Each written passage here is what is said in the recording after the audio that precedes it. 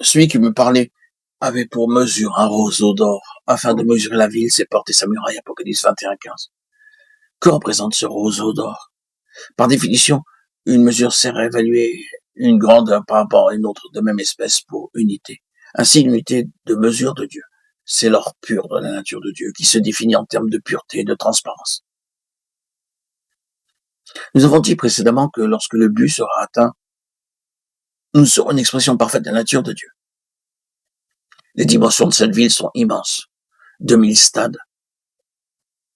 Que veulent nous dire les mesures impressionnantes de cette ville d'or pur?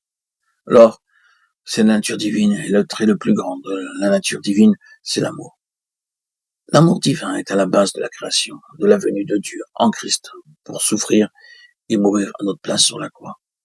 Il est l'explication de la croix et la résurrection et de la venue du Saint-Esprit. Dieu, en venant en nous par sa vie bénie, nous a fait don de son amour. La forme carrée de cette immensité dépeint l'amour infini de Dieu. Et comme Paul l'exprime si merveilleusement par le témoignage qu'il rend de sa propre expérience, qui m'a aimé et qui s'est livré lui-même pour moi. Galates 2:20. Aussi, priait-il pour que l'Église soit fondée, enracinée dans l'amour, en sorte qu'elle puisse comprendre, avec tous les saints, quelle est la largeur, la longueur, la profondeur et la hauteur de l'amour de Dieu, qui surpasse toute connaissance et compréhension. Et dans sa lettre aux Romains, qui nous séparera de l'amour de Christ sera-ce la tribulation, l'angoisse, ou la persécution, ou la famine, ou la nudité, ou le péril, ou l'épée. Romains 8:35.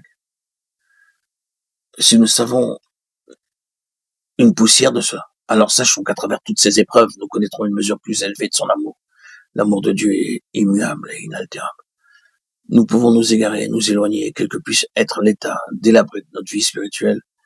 Dieu veut toujours nous ramener à lui, nous pardonner, nous restaurer et répandre dans notre cœur le baume de la douceur et de la bonté de son amour. Nous ne pouvons comprendre pourquoi Dieu nous a aimés.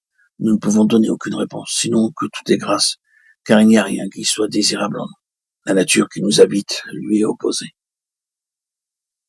Qui que nous soyons, son amour est invariablement le même pour tous. Dieu est juste, riche ou pauvre, insensé ou intelligent, c'est le même amour pour tous. Car tu as été immolé et tu as racheté pour Dieu, par ton sang, des hommes de toute tribu, de toute langue, de tout peuple et de toute nation. Apocalypse 5:9. L'amour divin fait la solidité de cette cité. Nous ne pouvons expliquer l'amour de Dieu, ni le comprendre, c'est un mystère.